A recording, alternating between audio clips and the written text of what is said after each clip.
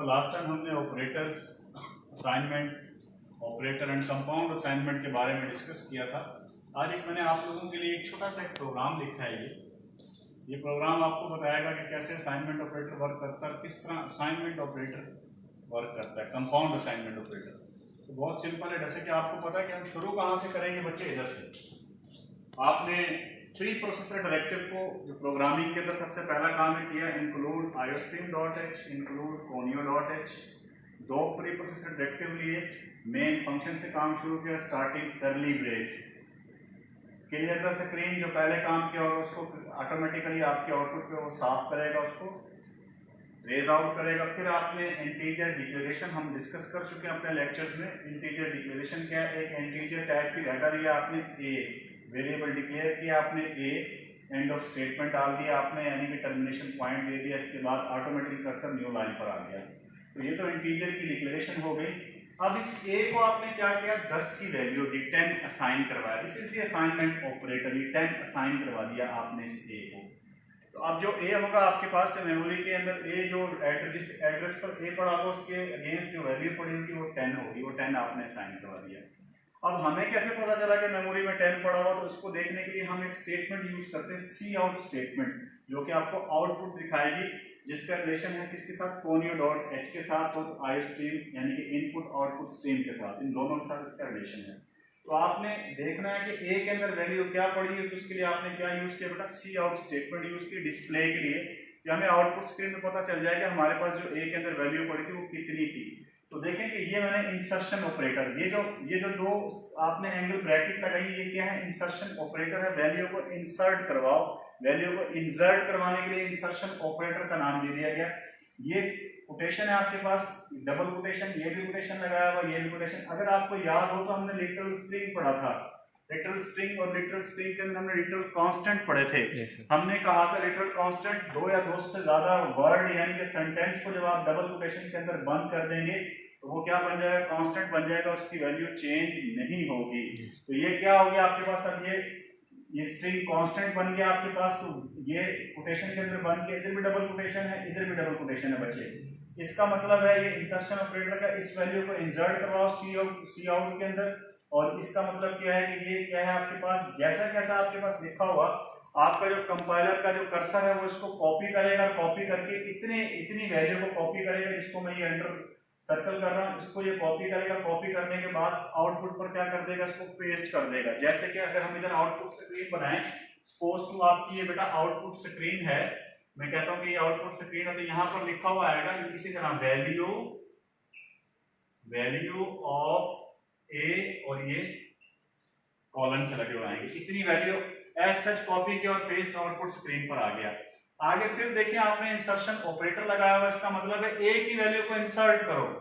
ए की वैल्यू क्या करो बेटा, इंसर्ट करो। अब ए के अंदर क्या पड़ा हुआ है, ऑलरेडी आपने 10 रखवाया हुआ है, तो ये ए की वैल्यू मिलेगा, जो भी वैल्यू होगी ए को आपको क्या करेगा, उसको इंसर्ट करवाएगा और यहाँ पर आपको 10 शो करवा देगा। इसका मीनिंग ये होगा, ठीक है। फिर आपने एक ऑपरेटर लगाया हुआ, फिर दोबारा इंसर्शन ऑपरेटर वैल्यू इंसर्ट करवाने के लिए फिर वो लगाया, और आगे आपने लिखा हुआ एंड लाइन। इसका मतलब ये है कि अब यहाँ पर खत्म हो गई, यहाँ पर लाइन खत्म हो गई, तो ऑटोमेटिकली कहाँ चला जाएगा, एंड यहाँ पर एंड लाइन के बाद वो न्यू लाइन पर आ जाएगा। अगर आप देखें तो आपने न्यू लाइन पर लिखा हुआ ए प्लस असाइन द वैल्यू 5, ठीक है बेटा। पहले हम इसको डिफाइन करेंगे। अब ये है कंपाउंड असाइनमेंट ऑपरेटर की डेफिनेशन। ये क्या है आपके पास, यहाँ पर कंपाउंड असाइनमेंट ऑपरेटर, यानी कि असाइनमेंट की स्टेटमेंट भी और साथ में एक प्लस का ऑपरेटर लगाया हुआ, जिसको हम कहते हैं कंपाउंड असाइनमेंट ऑपरेटर। इसको हम पहले सॉल्व करेंगे। ये कैसे बच्चे, ए प्लस असाइन द वैल्यू 5 और एंड ऑफ स्टेटमेंट, ये वैल्यू ये जो यहाँ पे आपको नजर आ रही है, मैंने थोड़ा वाजे करके लिख दिया। इसका मतलब क्या है कि ए की जो भी रिसेंट वैल्यू थी, अब ए की रिसेंट वैल्यू आप आउटपुट पर देख सकते हैं 10 की, तो यहाँ पर 10, उसके अंदर ऐड कर दो, कितना 5 ऐड कर दो, दोबारा ए पे रखवा दो, ए पे दोबारा रखवा दो। तो क्या किया आपने, 5 ऐड किया, उसकी रिसेंट वैल्यू में कितना हो गया 15, और 15 को आपने कहाँ रखवाया, दोबारा किस पर रखवाया, इसी ए के ऊपर रखवा दिया, due to this assignment operator. इसका मतलब ये था। तो ये कैसी स्टेटमेंट बन गई, कंपाउंड असाइनमेंट स्टेटमेंट। क्वेश्चन जी बोले, उसको कवर करके रखें, कवर स्लो, उसको बंद नहीं करना, बोले क्वेश्चन। सर ये जो आप कह रहे हैं ये वैल्यू ऑफ ए, इसका क्या मतलब है? यानी वैल्यू ऑफ ए फिर उसके बाद फिर हम ए लिखें? हाँ, वैल्यू ऑफ ए का मतलब ये आपका मैसेज है, this is the user message. आप बताना चाह रहे हैं कि वैल्यू ऑफ ए क्या है। देखिए इसने कॉपी पेस्ट किया, कुछ भी नहीं किया। वैल्यू ऑफ ये एक मैसेज है। एक आम बंदा ले पर्सन उसको नहीं पता कि वैल्यू ऑफ ए का मीनिंग क्या है। जैसे कि आपने क्वेश्चन किया तो वैल्यू ऑफ ए क्या होगी, जो भी ए के अंदर वैल्यू पड़ी होगी वो उसको ऑटोमेटिकली उठा लेगा। ये यूजर डिफाइंड चीज है, ये चेंज नहीं कर रहा। देखें जैसा आपने लिखा डबल कोटेशन में कांस्टेंट था, एज सच प्रिंट हो गया। लेकिन ए के अंदर जो वैल्यू थी, जो भी आपकी रिसेंट वैल्यू जो कि आपने असाइन करवाया हुआ 10, वो वैल्यू 10 पड़ी हुई है, वो आपको शो करवा रहा है। यहाँ पर ए लिखा हुआ नहीं आ रहा। अगर आप इसको भी डबल कोटेशन में बंद कर दें तो फिर दोबारा यहाँ पे ए लिखा आता है, क्योंकि कांस्टेंट होता है, इसको कंपाइलर चेंज नहीं कर सकता। कंपाइलर इसको रीड नहीं करेगा, लेकिन कंपाइलर इसको रीड कर रहा है। कंपाइलर ने ए को रीड किया, कंपाइलर को पता है कि ए के अगेंस्ट वैल्यू कौन सी पड़ी है, उसको वो वैल्यू को पिकअप करना है, तो वो वैल्यू 10 थी। ठीक है, हम अब आगे चलेंगे। यहाँ पर हम आ गए तो ये ऊपर वाली बात क्लैरिफाई हो गई। अब नीचे वाली हम देखेंगे कि क्या था आपके पास। दोबारा मैं इसको रिपीट कर दूंगा, वो वैल्यू क्या थी आपके पास। तो ये चीज समझ में आ गई, then there is no problem in programming. अब आपके पास था क्या, ये हम इसको बार बार डिस्कस करना चाह रहे हैं। ये क्या है, a plus assign the 5 compound assignment statement. Compound क्यों है कि प्लस ऑपरेटर भी है, अर्थमेटिक ऑपरेटर भी है और असाइनमेंट भी है इसके अंदर। This is the assignment operator sign. तो इसका मतलब क्या है कि ए की जो भी वैल्यू हो, ए की वैल्यू क्या थी बच्चे 10 में कितना ऐड करो 5 ऐड करने के बाद यानी कि 10 में ये 5 ऐड हुआ और ये कहता है ऑपरेटर दोबारा ए के अंदर रख दो। इसका मीनिंग क्या हुआ, दोबारा ए में रख दो। तो कितना हो गया 15। ये 15 कहां पे आ गया, इस ए की जगह पर क्या आ गया 15 आ जाएगा। इसका मीनिंग ये था। इसको हम एक तरह से और भी लिख सकते हैं। वो कैसे लिखेंगे हम, ए असाइन ए प्लस 5। इसका मीनिंग भी वही है, यानी कि ए की वैल्यू क्या है आपके पास 10 प्लस 5 कितना हो गया बच्चे 15। और 15 को इस असाइनमेंट ऑपरेटर से क्या कहां रखना है, इस ए की जगह पे यहां पे रखना है ना 15 को। तो अब ए के अंदर क्या आ गया आपके पास 15। दोनों का मीनिंग यही है। ठीक है, तो ये अब हम इसको डिस्प्ले करवाना चाह रहे हैं। क्या करवाना चाह रहे हैं हम, डिस्प्ले। फिर देख रहे हैं सी आउट डिस्प्ले के लिए यूज किया, कोटेशन लग गया। तो ये जो वैल्यू है जिसको मैं अंडरलाइन कर रहा हूं, इसको आपका कंपाइलर रीड आउट नहीं करेगा, सिर्फ इसको कॉपी करेगा और पेस्ट कर देगा। कॉपी करने के बाद उसने यहां पर आउटपुट स्क्रीन पे पेस्ट किया, value of A after a plus assign 5। ठीक है, ये इसने पेस्ट कर दिया यहां। ठीक है, उसके बाद लेकिन अब आगे ए आ गया, इंसर्शन ऑपरेटर ए, ये नजर आ रहा है आपको यहाँ पर? ये ए आया। अब इस ए के अंदर अगर आप क्वेश्चन करें तो ए के अंदर तो 10 होना चाहिए, लेकिन क्या हुआ ए के अंदर 15 होगा। जो भी रिसेंट वैल्यू ए की होगी कंपाइलर उसको उठाएगा। कंपाइलर ने ए 10 को छोड़ दिया। आगे आपने जो ऑपरेटर यूज किया कंपाउंड असाइनमेंट ऑपरेटर, उसने यहाँ पर क्या डाल दिया 15। तो बेटा यहाँ पर क्या लिखा हुआ आएगा 15 आ जाएगा। और इस एंड लाइन से आप न्यू लाइन पर चले जाएंगे। आगे गेट सी एच है, गेट सी एच के बाद प्रोग्राम खत्म हुआ, दोबारा आपको आउटपुट शो हो जाएगा। सर हम इस प्रोग्राम को रन कैसे करेंगे, यानी किस तरह? कंट्रोल F9 लिखेंगे, सिर्फ आप CTRL प्लस F9 करेंगे तो ये रन हो जाएगा। मैं आपको इसको रन करके दिखाऊंगा। ये तो मैंने आपको एक चीज समझाई है। तो सिंपली आप इसको अपने कंपाइलर में जाके एडिट करेंगे और सिर्फ क्या करेंगे, पहले Alt F9 करेंगे जिससे प्रोग्राम कंपाइल होगा, एरर वगैरह बताएगा, लिंकिंग होगी, कंपाइलेशन होगी। उसके बाद कंट्रोल F9 करेंगे तो प्रोग्राम रन हो जाएगा। सेम ये आउटपुट दिखाएगा जो मैंने आपको आउटपुट दिखा दिया। आप अपने कंपाइलर को जाकर घर प्रैक्टिस कर सकते हैं, इसमें एरर नहीं होगा। ठीक हो गया। नंबर नेक्स्ट बेटा,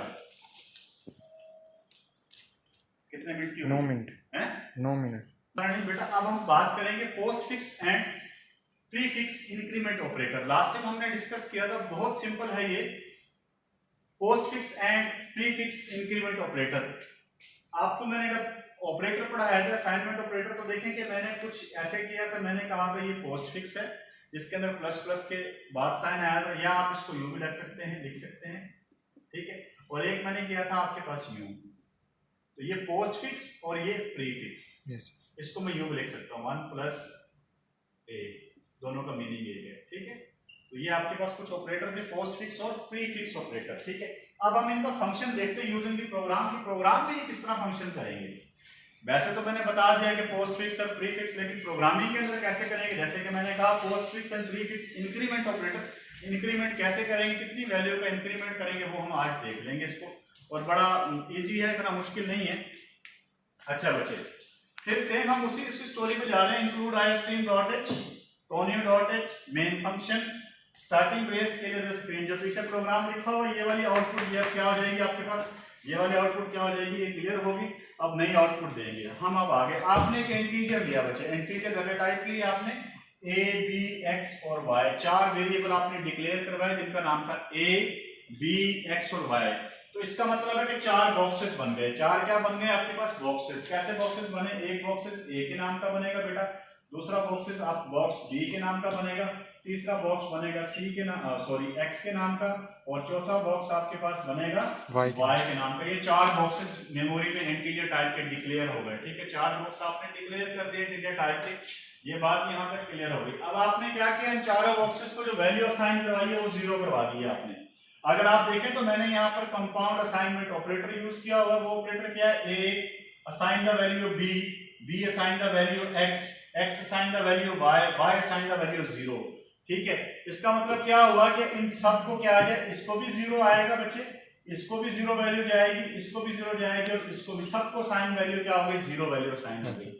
पहले क्या थी, हमने इसको वैल्यू 0 साइन करवा दी। इट मींस इस बॉक्स के अंदर इधर भी 0 होगा आपके पास, इस बॉक्स में भी 0, इसमें भी 0 और इस बॉक्स में भी 0। अब ये तमाम के तमाम बॉक्स एलोकेट हो गए, इनके अंदर कोई ना कोई वैल्यूज क्या होगी, पड़ी हुई है। समझ में आ गई मेरी बात? चलेंगे हम आगे चलेंगे। अब बच्चे, अब बॉक्सेस आपने फिल करवा लिया। बॉक्सेस फिल करवाने के बाद हम देखते हैं फंक्शन, देखते हैं ऑपरेटर का, कि ऑपरेटर किस तरह से काम करेगा। ऑपरेटर किस तरह से काम करेगा, अगर आप यहाँ पर गौर से देखें तो मैंने ए के बाद लिखा हुआ है प्लस, ए के बाद क्या लिखा है बच्चे, प्लस प्लस। इसका मतलब है ए की जो वैल्यू उसके अंदर एक ऐड करवा दो, तो पोस्ट फिक्स ऑपरेटर है। ये कौन सा ऑपरेटर है, पोस्ट फिक्स ऑपरेटर है। ये कौन सा है, post fix. Post fix increment operator है। कौन सा है, पोस्ट फिक्स इंक्रीमेंट। यानी कि a प्लस प्लस, a के अंदर कोई भी वैल्यू, अब आपको पता है इसको मैं यूं भी लिख सकता हूं, मैं कई दफा बता चुका हूं आप लोगों को कि इन दोनों के मीनिंग एक है।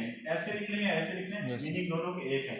इसका मतलब क्या है कि a की जो वैल्यू, a पहले क्या है आपके पास, वो बॉक्स के अंदर आप देख सकते हैं, और यहाँ पर भी देख सकते हैं, a को 0 साइन करवाया, 0 plus 1 assign the value a। 0 plus 1 क्या हो गया बेटा, 1 हो गया, और 1 a की जगह पर यहाँ पर आ जाएगा 1।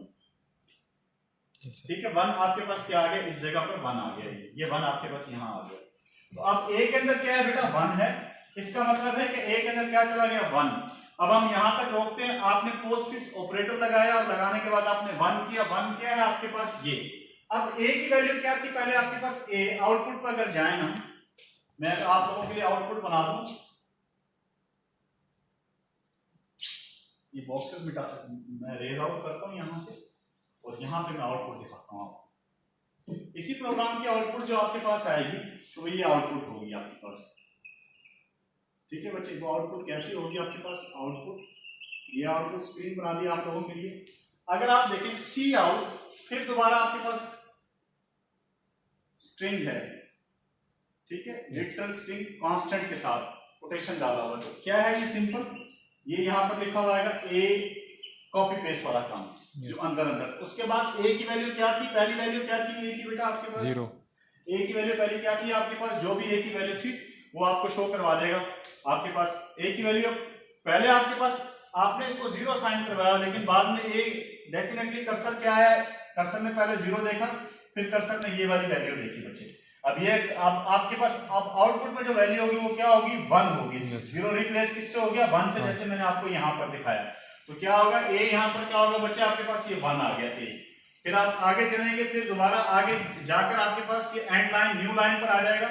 न्यू लाइन आने के बाद, इस एंड लाइन का मतलब क्या है, न्यू लाइन।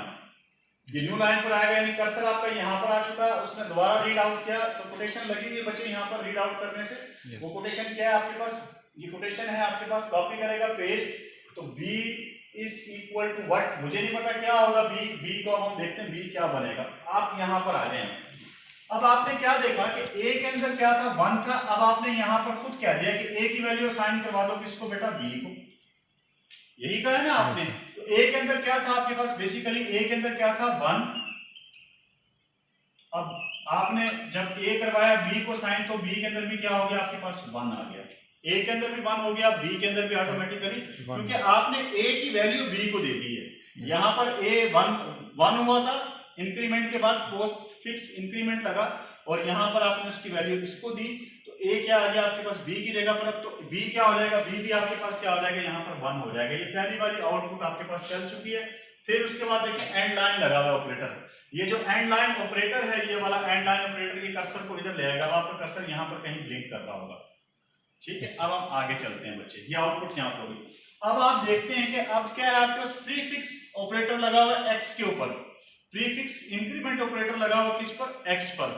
प्रीफिक्स, रिपीट करूंगा, प्रीफिक्स इंक्रीमेंट ऑपरेटर लगा हुआ है एक्स पर। तो एक्स क्या है आपके पास, एक्स क्या था आपके पास, इसका मतलब ये है कि एक्स की ओरिजिनल वैल्यू में एक ऐड कर दें दोबारा। तो क्या, कैसे मैं लिख सकता हूं इसको, x असाइन x प्लस 1 यूं लिख सकता हूं। x पहले क्या था बच्चे, 0, 0 में 1 ऐड किया तो कितना हो गया 1, तो ये 1 कहां चला जाएगा, इस x के अंदर, यानी कि ये यहां पर वैल्यू चली गई। तो ये क्या हो गया आपके पास, x की जगह पर अब क्या वैल्यू आ गई आपके पास, 1 आ गई। पोस्ट फिक्स हो प्रीफिक्स हो, दोनों का फंक्शन सेम है, ठीक है। हम बाद में डिफरेंशिएट करेंगे, इसमें क्या फर्क है वो मैं बाद में बता दूंगा, लेकिन अभी तक हम इसको सेम कह रहे हैं। तो अब x के अंदर क्या आ गया, नेक्स्ट लाइन पर आ जाएंगे तो आप ये क्या आएगा, x इसको कॉपी करेगा, डबल कोटेशन लगी हुई है, कांस्टेंट है, स्ट्रिंग कांस्टेंट, तो क्या आएगा यहाँ पर x के अंदर क्या आ गया, 1 आ गया आपके पास। आगे आएंगे x क्या 1 शो करवाएगा, अभी हमने देखा 1 है x के अंदर, ठीक है। 1 जब हुआ, 1 होने के बाद आप आगे देखेंगे एंड लाइन लगा हुआ, न्यू लाइन पर आ जाएगा, कर्सर यहाँ पर आ गया न्यू लाइन के ऊपर। न्यू लाइन के बाद फिर क्या लिखा हुआ है, y क्या है आपके पास, मुझे नहीं पता y क्या है, सिर्फ y का मैंने ये लिखा y